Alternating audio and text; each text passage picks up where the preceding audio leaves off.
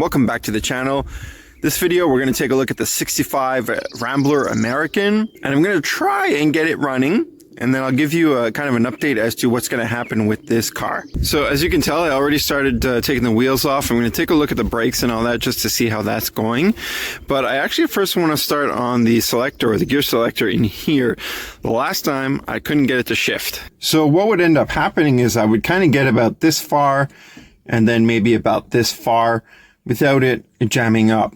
And anytime I tried to push it into kind of a higher gear or lower gear or whatever you want to call it, basically the dial, it wouldn't work. So what I did is I fiddled around with the connections and stuff like that, and then let me show you what I found as to what the problem was, or at least what I think it is. So right there is the linkage to the transmission. There's a steering column right there, and this right here is the connection to the transmission that allows you to select what gear you want to be in. So right now it's almost in park, and the actual arm that goes to the transmission does not go all the way up into the joint that's right here. So I got a little confused, and I mean, it's not cut up here. It looks good and clean, like it looks kind of manufactured. So I didn't really understand what was going on. I thought the rod down there was bent, but it looks all right. Doesn't look like it's super damaged. So I just looked at it for a little bit and then started playing around with it and realized that it's actually supposed to be up here. It actually fits way, way better being up here. It's a lot tighter if I was to put this connecting piece or this holder on this side. And I'm not sure how that happened. I'm not sure how somebody could have done that. I guess if they just took it apart and didn't pay attention. But what I'm going to do first is just go put this, make sure it's actually fully in park, and I'm going to flip this around and then reconnect this rod to it, and then let's see how that goes. Well, I didn't think that this little clip would be a problem. It took me almost 10 minutes to get it out. It's really well jammed in there. It just goes in here. Anyway, let me put this back in the right way, and let's get that set up. All right, got it hooked up and adjusted. Unfortunately, the trouble with the clip wasn't even worth it. I ended up losing it, can't find it now. So I just popped a little zip tie on there. Seems to be holding. It'll be good for now. And as it stands, I can go through all the gears. So reverse, neutral, second, first, and low. Although I'm not sure why it says low if you drop it in first. Technically, wouldn't that be the same? I don't know. Anyway. Seems to work. So what I'd like to try right now is to see if I can actually start it with the key while it's indicating in park. And let's see if it actually turns over. I don't have no idea at this point. The last time what I did is I just jumpered it. I still have the key, so let's try that. I've gone ahead and taken off all the wheels on the front and the back. I'm actually going to see if they're jammed up. I don't think this one is jammed up, but let's just check it anyway.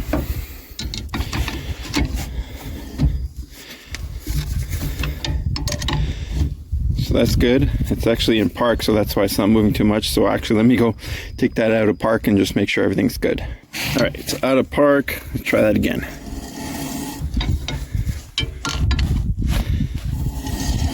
Yeah, so that works good. Let's try the one in the front, passenger side. Ooh, locked up. Okay, that's going to be interesting. The driver's side front. Ooh, that's also locked up. Yeah. And then back driver. Ugh. All right, well, that one's jammed up too. So let me go ahead and unjam these three wheels and see where we get with that. All right, got the back drum off on the driver's side. This one was really stuck on there. I mean, it wasn't that it was stuck like in place. It was just stuck on the pads. As you can see, it's kind of pretty rusty in there. And while I was taking it apart, a bunch of stuff broke off. So what I'm going to do is I'm actually just going to go ahead and pull all the pads and stuff out and make sure that I don't have any issues with anything locking up. Here's the passenger side. This one fared a little bit better, but I'm going to do the same thing. I'm just going to take everything out so that way it doesn't jam up. The drum is a little rough, but it's not too bad. This one didn't stick. So let me go ahead and tear all that apart. Got the driver's side all cleaned up. Everything rolls freely. No blockages or anything like that, which is good. And same for the passenger side. I'm going to go ahead and put the drums back on just to keep it clean. Not that I think it's really going to make that much of a difference, but also pop the wheels on and then get this back end pretty much buttoned up. All right, got the rear tires on. They still need to be torqued, if you will, but they're on there and they spin quite freely, which is really nice. I actually don't know if there's any oil in the pumpkin on the diff, but I'll take a look at that later if I remember. All right, so I got the brakes semi-free. They're still pretty stiff, but they do rotate. So I'm hoping that that's enough. I am trying to keep a little bit of brakes. I have a feeling that if you can see it, that this hose is probably closed up, and that's why they're not working well. There is a little bit of pressure on the brakes. When I press the pedal, I did put a little bit of brake fluid, but not a whole lot, just to see if it would do anything. The front one was empty, but the rear one had some stuff left in it. All right, got the front tires on both sides. These rims kind of match the original paint. It kind of looks like it anyway, although they weren't on this vehicle, and the other vehicle has similar paint. And they're on. Ow. They do rotate, so hopefully just that little bit of friction won't be too much of a problem for driving it around. As a test, nothing for real, and maybe the brakes work even a little bit just to slow us down if something comes up. All right, crappy wires and all. The battery is hooked up. It's good to know that all wires are black, so that way it's great for connecting things. Thankfully, it's easy to figure out with ground being there. All right, got the key in.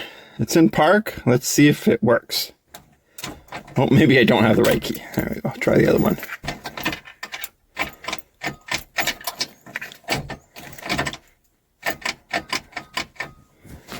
Well, don't know if I'm missing something, but the oil light is on, so that's a good sign. Nothing there.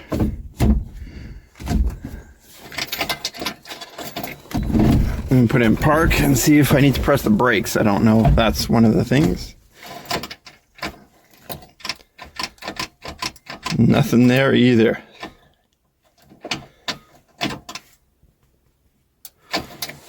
All right, let me mess around with that a little bit, see what the issue is. All right, tried figuring out why the key wasn't working. I mean, I pulled it out of its socket. I checked back there just to make sure that there was power going to it, and there is. And it's going to all the other poles on that switch for accessories and starting and all that. So there is either a broken wire or something else. I did check the fuses, which are kind of tucked in up there. And I just did a quick look on the wires. I'm not 100% sure what some of this stuff is, but I'll be honest, it's not really that important. I tried to get it just to, would be nice kind of thing to use the key to start it up. But it's not really important, at least for what I want to do. I even checked in here just to see if there was something here. I mean, it could be a broken wire. I really don't know, or a safety switch. I'm not even 100% sure. But either way, at this point, I know that putting a screwdriver on the starter over there, it works fine. So that's what I'm going to do to start it up. The next thing I want to work on is maybe seeing if that fuel pump works. And maybe I can rig something up with some kind of weird external gas tank. So you know what? Let me disconnect the hose or the line that's below that goes towards the back, and then see if I can bring it forward and maybe, bring it into this area and get a little container. And then what I'll do at the same time is test to see if it shoots out there, and we'll fill the carb. All right, as you can see, installed a small gas can. I have maybe about 4 liters or a gallon in there. It should be safe. I'm not 100% sure, but hopefully it doesn't bounce around too much. I will plug something up, like put some paper towels or something there just to make sure that it doesn't slosh around too much. This hose is in pretty bad shape. I'm hoping that it'll at least siphon. The fuel pump is there and pretty much comes up all the way up here. I've disconnected it from the carb just to see if it will actually pump. I'm hoping so, but the odds are pretty low. All right, keys in the run position. Again, just want to check to see if the fuel pump is working. If I can get my hand in there.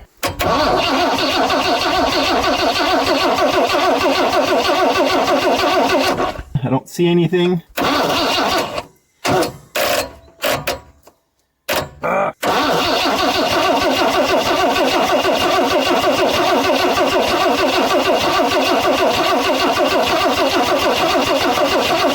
All right, let me see if it needs to be primed or something like that. Maybe the hose is just so bad it doesn't want to work. All right, so there's the fuel pump. What I ended up doing is like a little ceramic filter type thing. I'll show you in just a second. I just popped that off and threw some gas in there. I'm not sure if that's going to work or if I threw enough in, but hey, let's try it anyway. And then here's the filter. So that's the cap, little rubber seal. And then that green thing that's in there, that's the actual like ceramic filter. And there it is in its entirety. It's actually intact and it looks pretty good. I mean, dirty, but looks intact. All right, let's try that again. Everything's hot. Let's see what happens.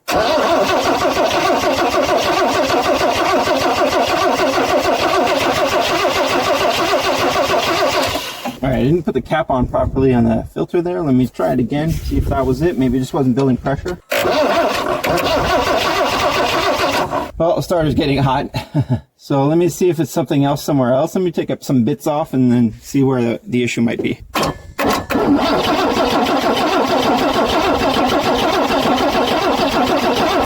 Alright, so I pulled that hose off that connected here with the filter or another filter and then went down there. Those hoses are fine. There's nothing blocking them or anything like that, so that's good. So what I ended up doing is just kind of seeing if that would actually have fuel spewing out of it. So I just kind of reconnected it and shot some more fuel in there just to make sure that it was working. And honestly, it seemed to be pushing fuel out. So let me reconnect it. All right, let's try this again. You know, I can see some vapors coming out of it, but not much else. All right, well, I just reconnected everything. I mean, preliminarily, it seems to be working. So I'm going to leave it at that. What I did is I just filled the carb bowl and threw some fuel down the throat, and we'll see. I'm just going to turn it over, see what happens. I mean, it should run. It ran before, but yeah, never know. Not good to make a lot of sparks.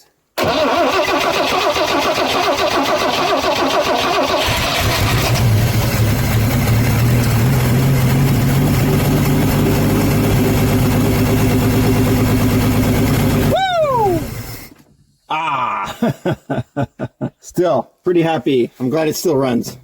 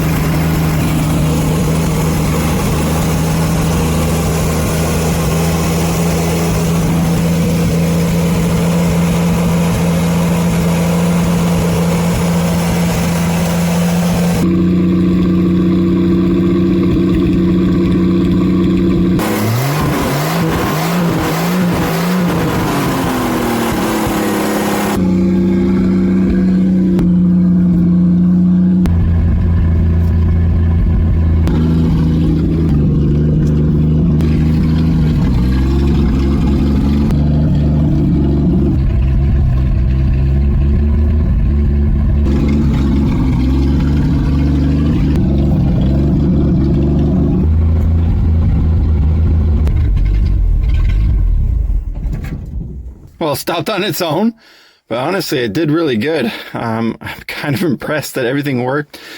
Well, the basics anyway. The speedometer worked, which I thought was impressive, and the rear wheels worked. I mean, they were spinning free. Forward, reverse. It took a second, I think because obviously the transmission needed to cycle its oil. It had been sitting so long, so it must have just dropped in the pan. But yeah, it's pretty interesting. Pretty interesting. Super happy that all that works. I'm going to go through some of the fluids. I'm going to clean up, and I'm going to try and drop this on the ground and see if it actually moves. Whew, not sure if she's raring to go, but let me open the window. It smells kind of funny in here. It actually opens pretty good. All right, let's see what happens. Put it in reverse.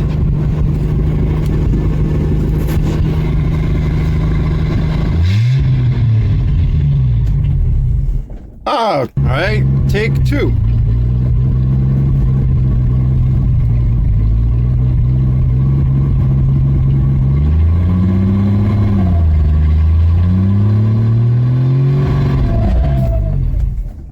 What the heck?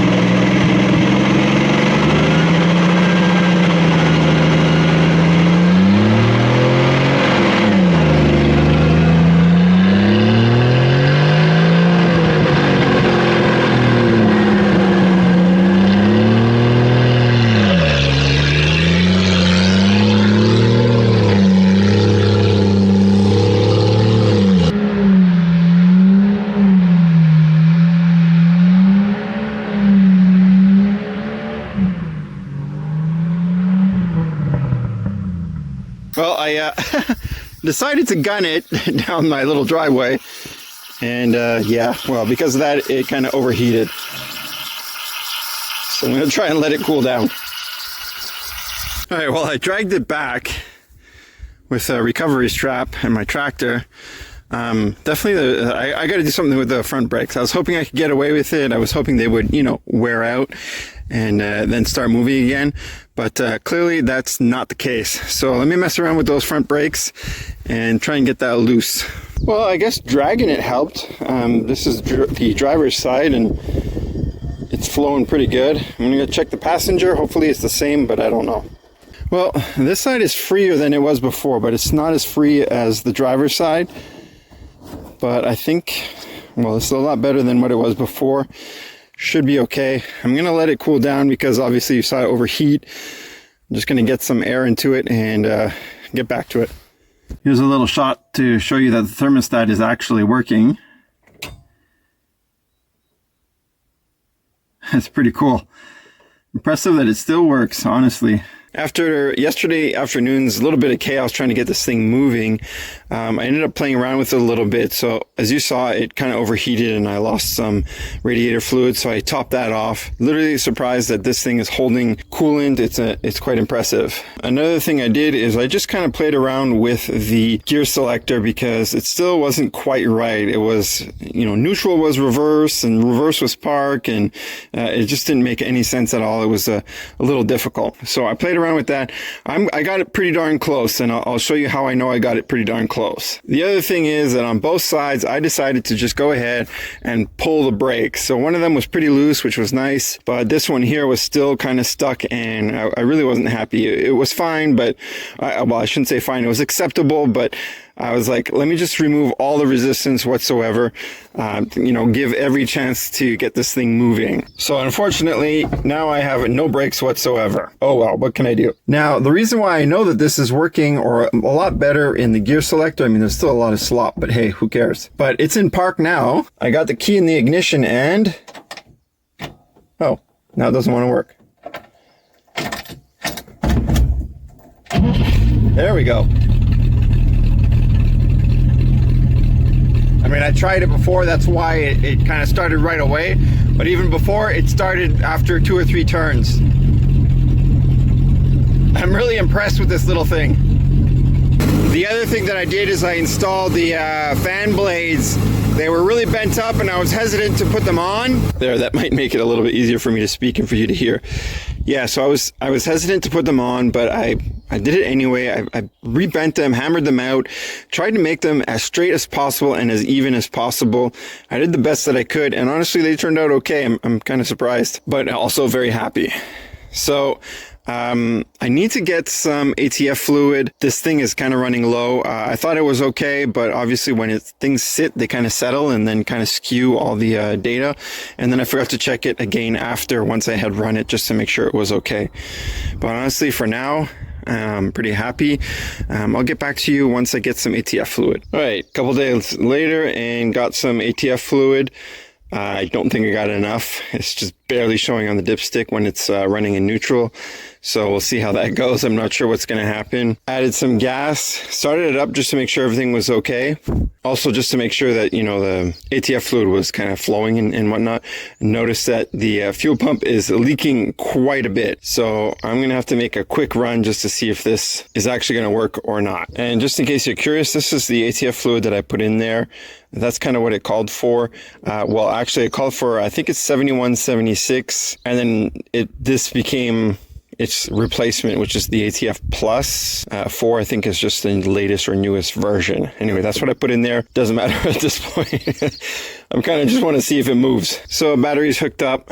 Let me set up a camera and let's just see what happens. All right, let's see what happens. Here goes nothing. Fingers crossed, and boy, I might need a prayer. Who knows?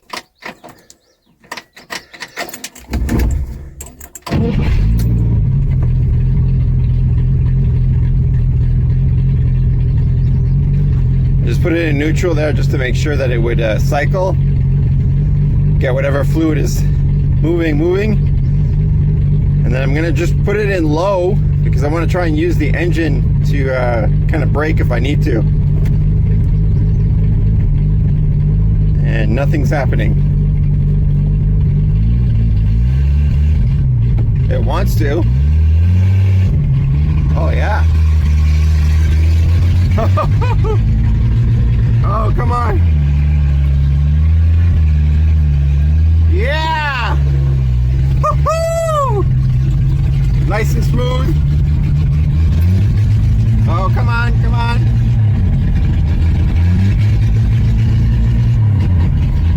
I got no brakes and it's rolling backwards. Put it in neutral again.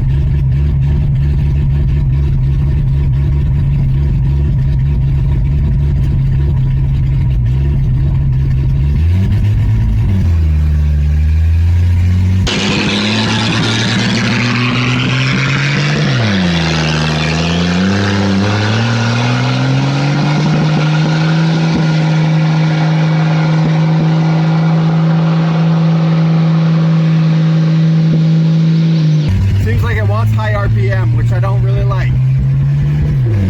Ugh.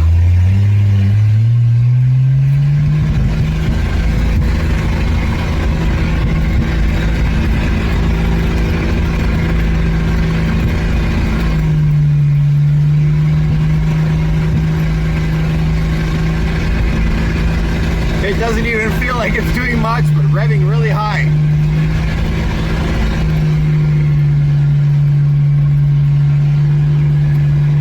Now let's see if I can make a sharp turn here next to my burn pile. Ugh. Oh yeah, steering is making a lot of noise. All right, this is downhill, so shouldn't be too bad.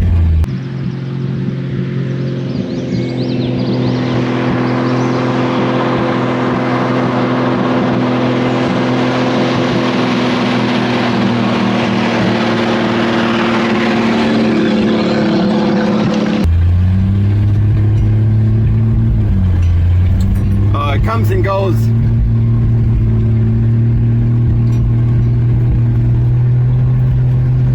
But I'm driving this rust bucket 1965 Rambler. I think if I had more ATF it would definitely be a little bit better.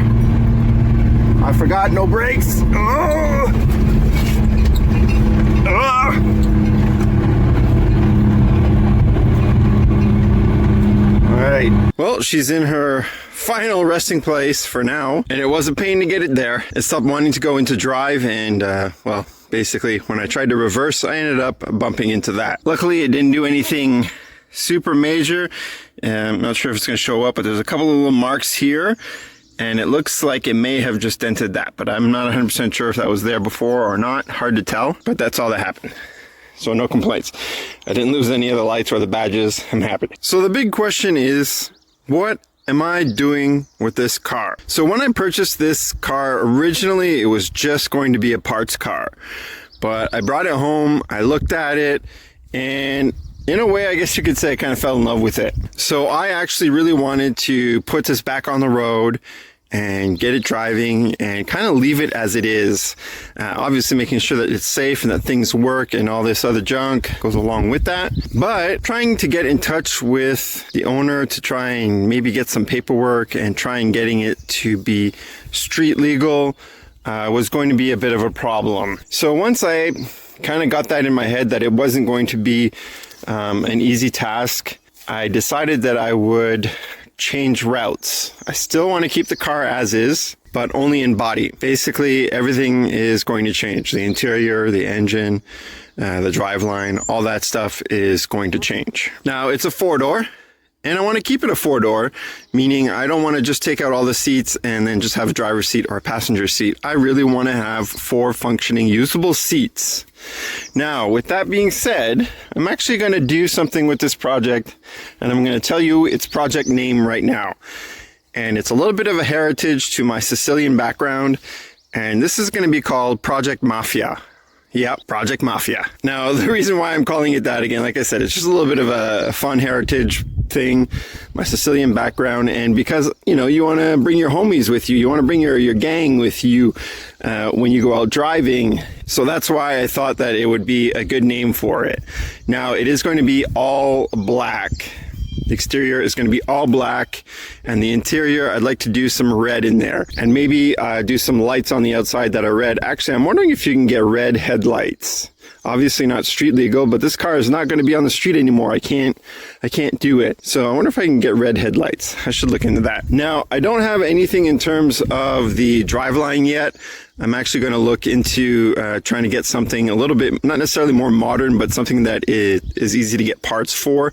So at some point, I'm going to go to the junkyard and see what I can get. I'm going to be sticking to the Ford line of stuff, like probably a little Ford 8.8 rear end. And if I can get independent rear suspension, that would be great, but it might actually just be a full standard diff. The front end is going to be completely changed, and obviously changing the diff and all that, this car is probably going to be widened, because I really don't believe that there's any diffs that would fit nicely under here. And either way, it wouldn't be a bad idea to even just extend it just a little bit, give it kind of some flared fender, give it a style.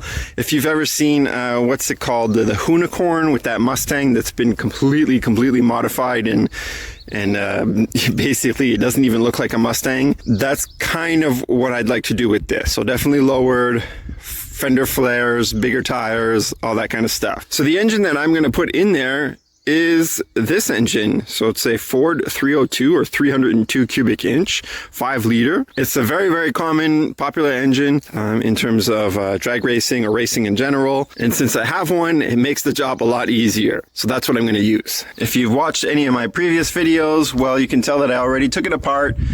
Still need to go a little bit further, but I'm going to wait a little bit longer just to get the next step. So that's kind of the future of this car. Hopefully that's a little bit interesting for you. Obviously, I forgot to mention there is going to be a full roll cage. I might even have to go ahead and build a full tube frame for it and then kind of just put the body on it. But I'm not sure about that yet. I'm going to have to tear into the whole thing, just pull out the engine, pull all the interior out, and figure out where we're at from there. I know that this body is not in good shape. It was sitting on a big mound of dirt kind of as a showpiece. So I hope that gives you kind of an idea of the future of this. I mean, obviously nothing is 100% set in stone, and could change, but that's pretty much the idea, is to be able to bring some of my buddies with me in the car, have a good powerful engine, and be able to really just have some fun and mess around either at a drift circuit or a drag strip, whatever works out. There's not a lot of drifting in my area, but I would like to get into that. It's something that's interested me for a little while now. So just to give you an idea a little bit on what I'd like to do with the engine, obviously it's going to be a full build. It's going to be a high RPM engine. I want to give it do it in stages. So naturally aspirated first. I would then like to add turbos, like a twin turbo, since it's nice to do that on a V8, kind of cool. And it would be cool to see the little humps up there, but we'll see. If I can keep it as sleeper as possible, that would be the best. But it might be a little difficult. That engine bay is a bit small, which means though turbos might have to kind of pop up. And then the next stage after turbos would be to do nitrous. I'm not sure, 100% sure if I'm going to go with the nitrous route, but I would definitely like to try it at some point. So maybe this will be the car, but I also have another car that I might do it on. Well, I hope you guys are interested in this project, Project Mafia. It should be really interesting. It's a bit of a long-term project. I'm not sure how long it's actually going to take, but hey, if you guys want to donate something to make this project go a little bit faster, I will not say no. Certainly would appreciate it. Now, before these bugs eat me alive or drag me off, I'm going to say thanks for watching and take it easy. Well, that didn't go anywhere.